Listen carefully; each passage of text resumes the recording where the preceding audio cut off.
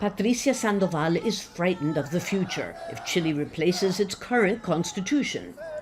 With a flag in one hand and a placard in the other, she joins hundreds of others who've been campaigning every week, calling on Chileans to vote rechazo, or reject, in Sunday's referendum to decide whether or not to draft a new Magna Carta. They chant, Chile will not become Cuba or Venezuela. Mrs. Sandoval says Venezuela's economic and democratic collapse began when its former president Hugo Chavez rewrote the constitution in 1999. People will be afraid to invest here, and without investment, there's no development. You look at a rich country like Venezuela, and you see what happened after they let those people change their constitution. It's just common sense. Like Mrs. Sandoval, many of those here believe that Chile's 1980 constitution, which was written under a military dictatorship, helped make the country more prosperous. But there is also a deep-seated ideological reason that's motivating Chileans on both sides of the debate, and it has to do with history.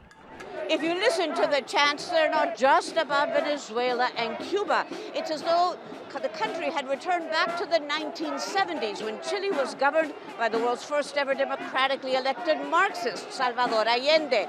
And that's why many here are also cheering in favor of someone, former dictator General Augusto Pinochet. Some openly show their admiration for him with T-shirts that read, "By force," suggesting that peaceful ways to resolve political differences aren't always the answer.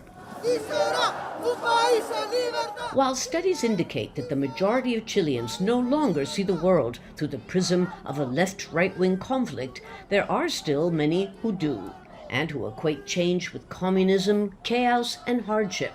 I remember the long lines to buy basic goods, the ration cards in the 1970s. I'm terrified of going back to that.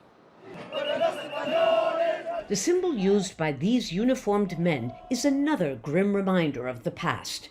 It stands for Fatherland and Freedom, the ultra-right-wing paramilitary group that fought the Allende government.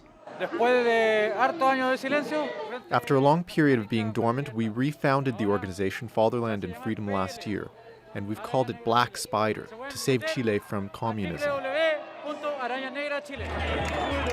Ironically, communism is the furthest thing from the minds of the majority calling for a new, more socially equal constitution. But like in other parts of the world, fear of the unknown and of the past will motivate many to reject that option when they go to the polls on Sunday. Lucia, Newman, Jazeera, Santiago.